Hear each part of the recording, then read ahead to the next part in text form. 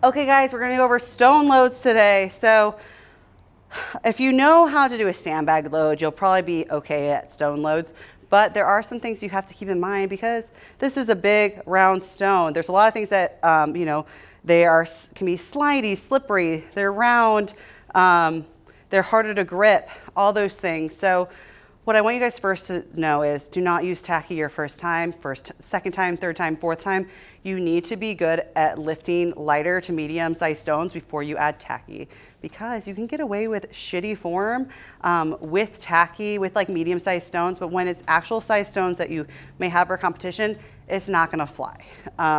They're gonna just slide out of your hands, because right now with this stone, this is a small stone, and we'll talk about the difference between like what happens between the differences between doing a smaller stone and a bigger stone, but I could have a lot of tacky and probably pick it up like this. And that's not gonna fly once you have a bigger stone that's heavier. So first, no tacky at first. You can use a little chalk. You can use a little bit of like vet tape or stone sleeves even if you're worried about your tattoos or your arms. But first, let's go over the fundamentals. I'm using a light stone right now just because I'm gonna do a bunch of lifts with it, but once you have heavier stones, I'll probably send you additional videos of people doing it with heavier stones because you can see the technique and the difference, okay? So first, when you have a stone, how far should you be from the implement? Now, it depends on your contest. Some, it's 48 inches high for women. For men, 52. It can go even higher, okay? So want something that tall, it might be a yoke, it might be a barbell and a rack that's secured really well there, it might be a platform, any of those things. So what I like to do is I put my wrist on here and I'm like, okay, I want to be about this far. And you can move the stone to a good place. So now if it's a bigger stone, you're not gonna be able to straddle it like this. You might have to be a little bit behind it here.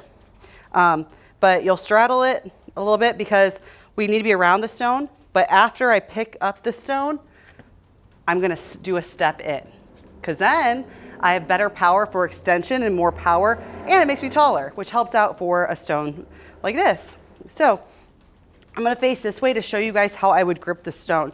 Now, you can't be a baby without your hands. You have to get as far under the stone as you can. I'm not saying smush your fingers, but make your fingers a little uncomfortable.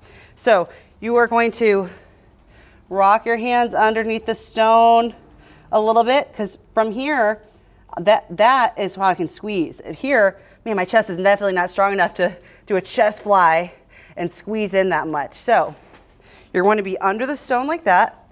You want long arms.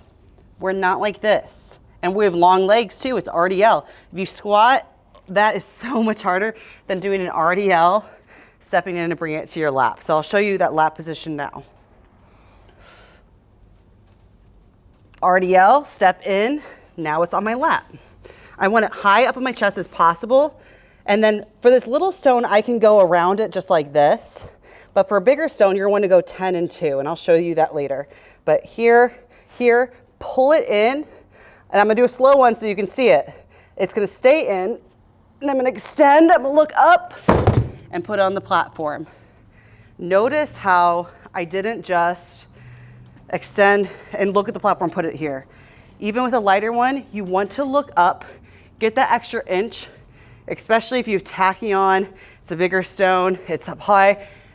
It might be hitting here, but if you just have a little bit of extra, that inch totally counts, and it's easier when you have tacky. But if you don't do it without it, you're not gonna do it with tacky, okay? So I'll show you another one a little bit faster. You're gonna want to find a way to retrieve the stones, whether it's a few mats, whether it's a tire with a mat, they may bounce. So just be very careful. So just checking with your gym how they want you to do it.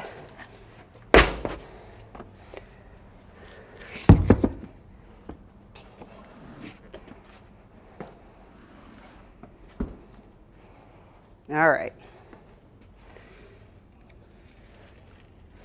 So show you a little one faster. Wrists on here, I'm over. All right, I'm gonna go lift the stone. My arms are up high, okay? And what I'm also not gonna do, I'm not gonna catch it in my lap like this. That's how everyone tears their biceps. I even know a person who did it, so it's true. True story. So long arms, you're gonna put in your lap, even if it's light. Long arms, RDL, put in your lap. Extend, look up, put on the platform. Now, you notice with that one, that stone, my arms were around it. Now, if it's a medium stone, you're a huge guy, you might be able to do that as well. Now, if you're a big guy, it's a huge stone, or you know, a girl with a huge stone, you're gonna want to, and you have tachyon, it might be better to hold at 10 and 2 like this. Not up like this, not like this. It's here, because then you're able to pull it up higher. With the smaller stones, you're gonna be more like this. So on your lap, that's when you're gonna re-grip it in here and pull it in, extend. I will always say eyes up. You need to look at the ceiling at least a little bit during these, or else you're looking straight at the platform.